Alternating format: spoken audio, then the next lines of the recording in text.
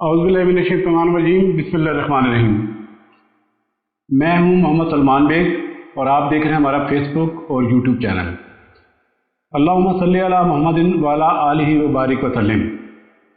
नाज़रीन, आज एक बहुत अहम नेशनल इशू, उस पर हम बातचीत करेंगे और इसके हवाले से हमने कुछ दिनों पहले एक अपने प्रोग्राम में आपको कुछ हक़ाइक़ भी बयान किए थे, कुछ पाकिस्तान में इसके हवाले से पोटेंशियल की भी बात की थी। तो ये जो हॉटेस्ट गर्म तरीन इशू जिसको हम कहें इस वक्त तक का, वो है बिजली के बिल। पिछले 30, 35, 40 दिनों के या 2 महीनों के दरमियान में देखा जाए तो पाकिस्तान का कोई ऐसा इलाका बचा नहीं कि जहाँ पे लोगों ने एहतजाज ना किया हो, बिल हाथ में लेके सड़कों पे ना निकले हों। क्योंकि ये जो बिजली के बिल हैं, ये भी माशाल्लाह हमारा एक नई हुकूमत का मुश्किल फैसला था जो उन्होंने कर दिया, और इस मुश्किल फैसले का खमियाजा जो है वो लोगों को बुरे तरीके से सहना पड़ रहा है। तो सबसे पहले हम बात कर लेते हैं फेस्को के चार्जेस। यानी फेस्को अलग से काम डाल रही है, गवर्नमेंट अलग से हिसाब किताब ले रही है, आपकी क्लास ले रही है।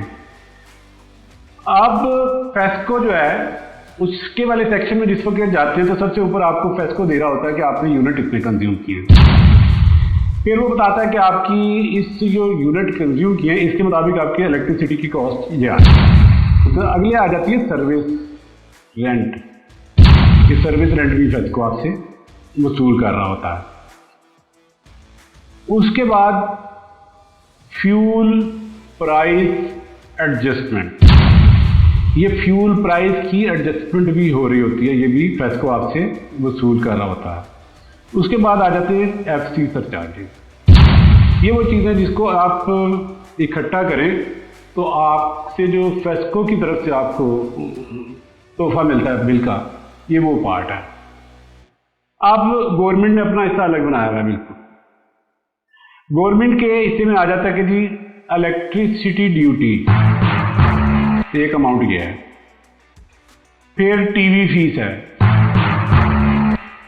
फिर उसके बाद जीएसटी भी आता है इसमें, उसके बाद इनकम टैक्स आता है। इनकम टैक्स हर जगह इनकम जहाँ पे हो रही है वहाँ पे टैक्स हो रहा है, ये भी आराम की चीज़ है। उसके बाद आ जाता है एक्स्ट्रा टैक्स ऑन एफपीए, यानी मुआवजा वसूल कर रहा है आपसे फ्यूल प्राइस एडजस्टमेंट, और गवर्नमेंट माशाल्लाह उसके ऊपर एक्स्ट्रा टैक्स भी वसूल कर रही है। तो ये मिला जुला के ये सारी चीज़ें जो हैं ये ठुकरी होती है कंज्यूमर को। अब ये जो फ्यूल एडजस्टमेंट है, सबसे बड़ा नंबर इसका है बिल में, सबसे बड़ी अमाउंट इसकी है बिल के अंदर। हमने इसके ऊपर एक प्रोग्राम पहले भी किया था, उसमें फ्यूल प्राइस एडजस्टमेंट नहीं थी कि ये फ्यूल प्राइस एडजस्टमेंट का ओरिजिन किधर से हुआ है, ये कहाँ से गले पड़े हुए हमारे। अब मज़े की बात यह है, इसमें मैंने जो सैंपल उठाया 8-10 बिल्स में से, तो एक बिल ऐसा उठाया है जिसके कुछ नंबर मैंने दूसरे के साथ बेंचमार्किंग करके कंपेयर किए हुए, तो उसके मैं कंपैरिजन भी आपको बताता हूँ।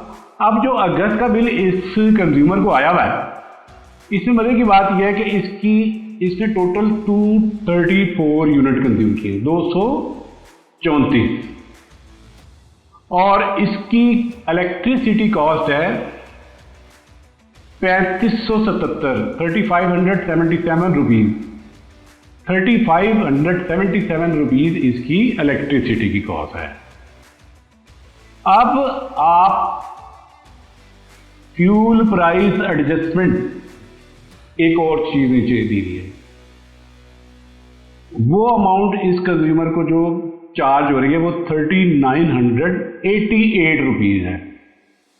यानी जो इसकी इलेक्ट्रिसिटी का बिल आया माशाल्लाह, उससे भी ज्यादा इसे फ्यूल प्राइस एडजस्टमेंट के पैसे जो है वो देने पड़ रहे हैं। अब इसका इंपैक्ट क्या हो रहा है, हम इसी कंज्यूमर की हिस्ट्री में जाते हैं। ये कंज्यूमर अगस्त में 234 यूनिट कंज्यूम कर रहा है और इसको बिल आया है टोटल जो इसको बिल चार्ज किया जा रहा है वो है 9,804 रुपये। अब हम जरा हिस्ट्री में चले जाते हैं, सेम फिगर जरा देखते हैं किस किस महीने में है। अप्रैल में बिल आ रहा है 230 यूनिट का 4,312 और अगस्त के महीने में 234 यानी 4 यूनिट सिर्फ ज़्यादा खर्च हुए, तो बिल माशाल्लाह जो है 9,804 रुपये।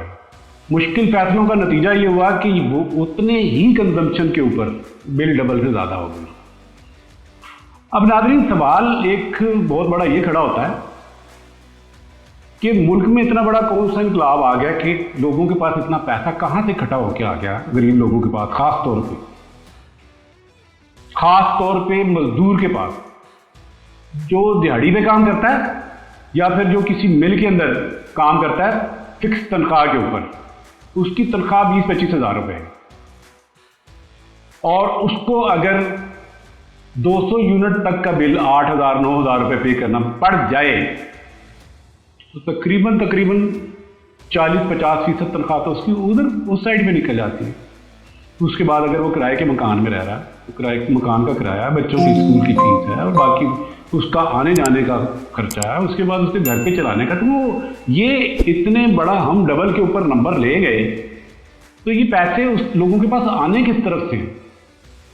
कोई लोगों के पास हमने कोई खुसूसी उनको कोई मंथली बेसिस पे कोई उनको सपोर्ट करना शुरू कर दिया है, या फिर मुल्क में बेरोजगारी की शरह एकदम बिल्कुल ख़त्म हो गई मुश्किल फैसले होने के बाद, या कोई और इस किस्म का इनकलाब आया जिसके नतीजे में हम कहें कि यार हालात जो है मुल्क के वो बहुत बेहतर हो गए हैं, पर कैप इनकम बहुत ज़्यादा बढ़ गई है। तो पर कैप इनकम बढ़ने के बाद अब उन्होंने तरक्की करनी है, टैक्स इकट्ठे करने हैं, वगैरह वगैरह सब चीज़ करनी है, तो ये हम इस पर ले लें। तो ये इतनी भयानक किस्म की सूरत हाल अगर आप देख रहे हैं कि एक साल के अंदर, बल्कि एक साल के अंदर नहीं, मैं आपको कंपैरिजन दे रहा हूँ अप्रैल और अगस्त का, 4 महीने के अंदर अंदर आप डबल के ऊपर चले गए हैं और 4 महीने के अंदर आप मईशत के हालात देखें, जिस तरीके से मईशत मजीद हमारी कमजोरी की तरफ जाना शुरू हुई। पहले भी कोई बेहतर नहीं थी, अगर मैं कहूँ कि पिछले दौर में बहुत कोई इनकलाबी वो काम चल रहे थे, लेकिन इतना बड़ा बुलडोजर नहीं चल रहा था जो अब चल गया है। तो नाज़रीन, 90 की दिहाई में 1994 का साल था, पाकिस्तान की गवर्नमेंट ने कहा कि हम बिजली का जो है वो बहरान वो ख़त्म करके रहेंगे, लोड शेडिंग का मैंने बिल्कुल जड़ से खात्मा कर देना। तो इंडिपेंडेंट प्राइवेट पावर, कुछ लोग आईपीपी को इस तरीके से भी लेते हैं, इंडिपेंडेंट पावर प्रोड्यूसर, यानी आउटसोर्स करके हमने कहा कि बिजली हम डिफरेंट कंपनियों से ले लेते हैं। अब ये जो आईपीपी के साथ डील है, ये ऑलरेडी हम आपको शेयर कर चुके हैं और प्रोग्राम में भी, ये इतनी भयानक हुई है पाकिस्तान के साथ कि इसने आपकी मईशत की, आपके मुल्क की कमर तोड़ दी। इस 28-30 साल में किसी को ये तौफीक नहीं हुई कि इसकी तरफ देख ले कि ये कितना बड़ा जुल्म, कितनी बड़ी ज्यादती इस कौम के साथ हो गई है। अब सिलसिला ये है कि ये जो फ्यूल प्राइस एडजस्टमेंट है, ये वो वाला टिक्का जो कि आपको उस वक्त में लग चुका है और माशाल्लाह नस्ल दर नस्ल, साल साल इसको हम आगे आगे लेके चल रहे हैं, बजाय इसके कि किसी वक्त हम इसको कहें नहीं यार ये हमारे मईशत के लिए, हमारे कौम के लिए, हमारे मुल्क के लिए, हमारे ओवरऑल ग्रोथ के लिए बड़ी डेंजरस चीज़ है, इसका हम कोई अल्टरनेट देख लें। अल्टरनेट का भी हमने प्रोग्राम किया था, उसका भी बताया हमारे पास कितना बड़ा अल्टरनेट मौजूद है। अब आप देखें दुनिया के वो मुल्क जिनके पास जो कुदरती जरिया उसके मुताबिक वो बिजली बना रहे हैं और इंजॉय कर रहे हैं। मिसाल के तौर पे अरब ममालिक जो है, रूस जो है, उसमें बेशबहा ज़खायर मौजूद हैं पेट्रोलियम के। वो जो पेट्रोल निकालते हैं उनके मुल्क के अंदर जो पेट्रोल की जो प्राइस है, डेफिनेटली उसी कीमत के ऊपर वो बिजली पैदा कर रहे हैं और इंतहाई उनको कॉस्ट कम पड़ती होगी। हमने चूंकि अपने मुल्क में तेल भी तलाश नहीं किया, तो हमने तेल इंपोर्ट करना होता है।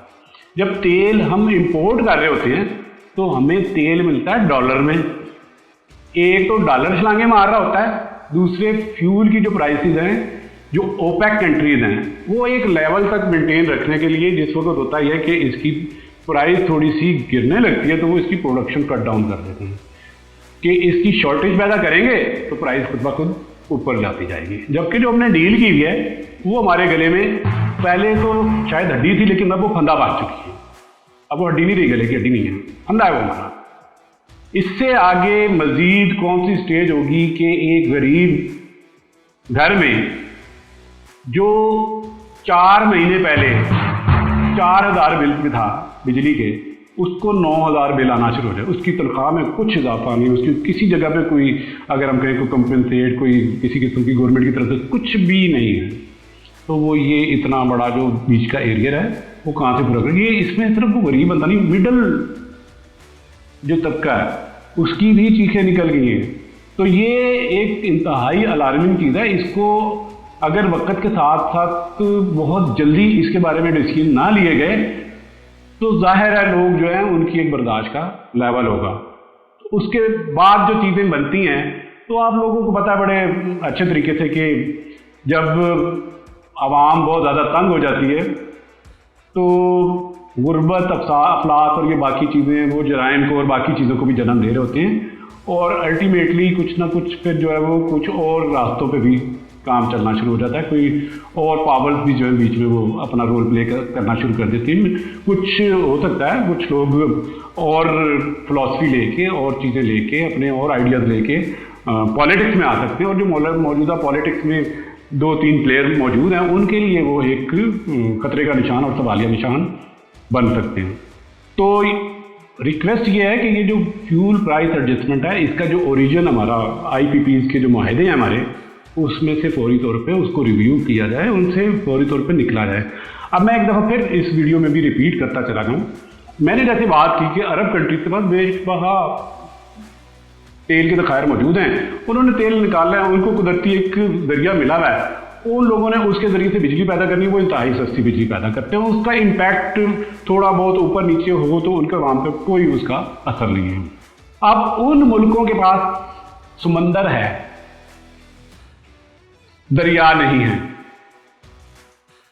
या है तो वो चीज़ नहीं है जो कि बिजली पैदा करने के लिए रिक्वायर्ड है। हमारे पास फ्री चीज़ें क्या क्या पड़ी हुई हैं।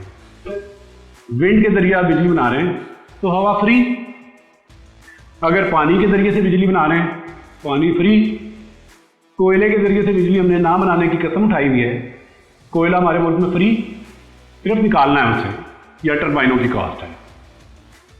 और इसी तरीके से सोलर, यूरोपियन कंट्रीज कहते हैं 160 दिन तक अगर सूरज निकले तो सोलर वाइबल है। आपके पास तो सिंध में मैक्सिमम इलाका ऐसा है जिसमें 300 दिन सूरज निकलता है, पंजाब में मैक्सिमम इलाका ऐसा है जिसमें आपको 250 दिन सूरज मिलता है। तो अब अगर आप अरब कंट्रीज को ले, ना तो उनके पास कोयला है, ना उनके पास आपकी तरह के बर्फानी चोटियाँ और पहाड़ हैं जहाँ पे से पानी बुलंदी से नीचे आता है और उसके ज़रिए से वो वहाँ पे बिजली पैदा कर सकते हो, ना उनके पास कोयला है। हाँ, विंड एनर्जी वो बड़े आराम से बना सकते हैं, उसके बाद सोलर का इस्तेमाल बड़े आराम से कर सकते हैं। जबकि हम कंपैरिजन करें कि पाकिस्तान को अल्लाह ताला ने एज़ कम्पेयर टू इन कंट्रीज़ के ज़्यादा नेमतें दी हैं। और मज़े की बात है हम उन नेमतों से निकल के हम पेट्रोल ख़रीदते हैं उन मुल्कों से जाके और वो पेट्रोल ला के उसके ज़रिए से हम बिजली बनाते हैं, अपना खर्चा पूरा करते हैं। जबकि अगर हम ये विंड के ज़रिए और पानी के ज़रिए बिजली की प्रोडक्शन शुरू कर दें तो जो हमारे पास कैपेसिटी है वो 2.5 लाख मेगावाट की है और हमारी पीक सीज़न के अंदर जो रिक्वायरमेंट है वो तकरीबन इसका 10% बनती है। इसका मतलब ये है कि ये इन सोर्सेज को अगर हम यूज़ कर लेते हैं तो अगले 50 साल की बिजली की कैपेसिटी हमारे पास मौजूद है। अब मौजूदा सूरत हाल में देखें तो हम कहते हैं कि अगर हमारे पास पानी की फराहमी ना हो, आपका तो आगे से ज़्यादा मुल्क किस वक्त तालाबों में डूबा हुआ है। अगर इस वक्त के लिए आपने डैम बनवाए हुए हों, उसमें पानी का ज़खीरा कर रहे हो, बाकी जो पानी एक्स्ट्रा हो उसको आप नहरों में और बाकी दरियाओं में छोड़ रहे हो, तो आपके मुल्क में तो तबाही मचने से बच जाए। तो नाज़रीन, ये एक बड़ी दुखती रखती जो बिल्स वगैरह लोगों के आए, लोगों की नींदें आराम कर दी उसमें बिजली के बिलों ने। तो इसमें जो हकीकत आपने देखी कि जो लोग बिजली कंज्यूम कर रहे हैं उसकी कीमत काफ़ी कम है और उनको जो बाकी रास्तों से ठुकाई हो रही है वो काफ़ी ज़्यादा है। तो उम्मीद है कि जो हमारे गवर्नमेंट में लोग बैठे हुए हैं, वो भी इसको बड़े संजीदगी से देखेंगे, क्योंकि अगर गरीब की और मिडिल मैन की अगर वो परेशानी को नहीं समझेंगे तो यही वो लोग हैं जो आपको वज़ीर आज़म और मिनिस्टर और सूबाई कौमी असम्बलियों में लेके आने वाले हैं। बहुत शुक्रिया।